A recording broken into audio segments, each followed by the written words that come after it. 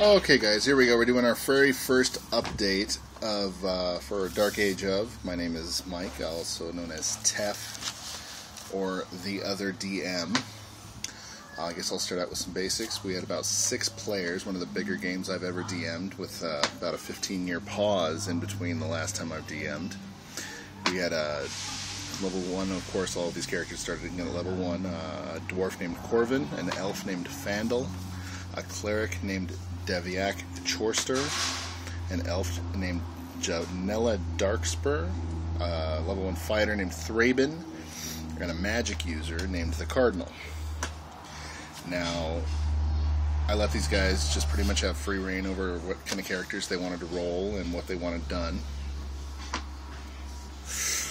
They just kind of went with what they felt like, so I was just going to roll with it. Again, I didn't have a whole lot planned. My biggest motive for the evening was just that everyone have fun, maybe myself getting back into the swing of DMing. This seemed pretty successful. We had a whole night of laughing and some of the worst dice rolls I've ever seen in my life. It was a given. There was, I think, the Fandel. Yeah, he was played by an 11-year-old. He'd never even touched, the game before, so I was thrilled to see him really start to get a chance to play.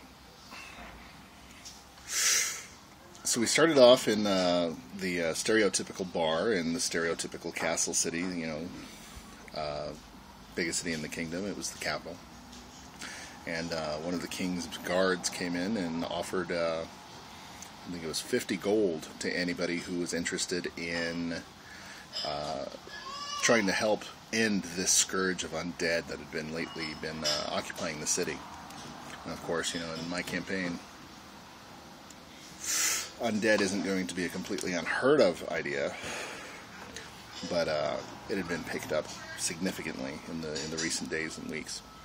So of course, being nice to me, I think they all decided to agree that they would go along with -1. The Cardinal didn't say anything. He didn't disagree, but he didn't agree with me. Now, I don't have a real feel for this player. I've played a couple sessions with him as a player, but not as a DM, and he was playing a completely different kind of character. I mean, used to him playing a chaotic thief. This time he's playing a lawful magic user.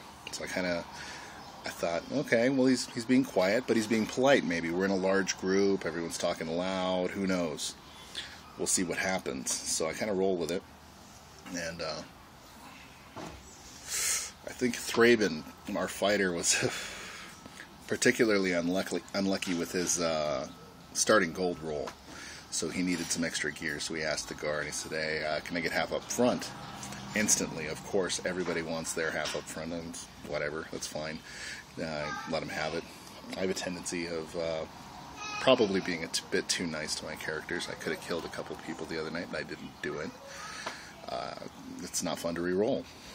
It's fine. Of course, if someone's being ridiculous, I'll probably punish them for it.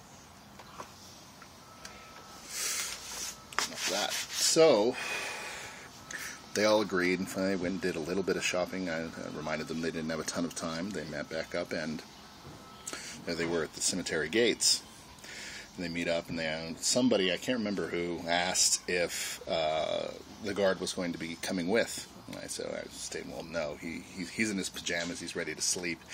There's no way he's coming with tonight. It's not part of his job. So he tells them, yes, here's the graveyard, and points them in a direction, tells it seems to be concentrated towards that direction. Again, guys, it's been 15 years since I've DM'd a game. I shot from the hip.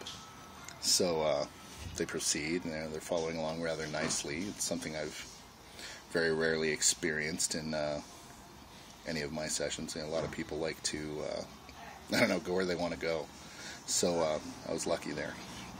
They continue on to find this crypt, and I mentioned to them, as you approach this crypt, you notice the air is getting colder.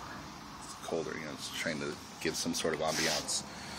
And if they'd continued on, and I don't know, if they'd investigated further, they probably would have found a lot more. I had some plans with what the temperature change could have influenced. But that's okay. We had a lot of new players, a lot of players that hadn't played in a long time. That was fine. So we continued on, and I think it was our dwarf noticed that the very entrance of the crypt had been recently manipulated. The door was slightly open, and I had a whole story as to how the entire the evening's encounter had come to pass, as to this entity ended up being the end fighter, the end boss, had stumbled upon this crypt looking for valuables, and stumbled through the wall, actually, unearthing some old ancient dwarven ruins that had locked away an ancient artifact that, had corrupted him and given him the ability to have some necromantic powers.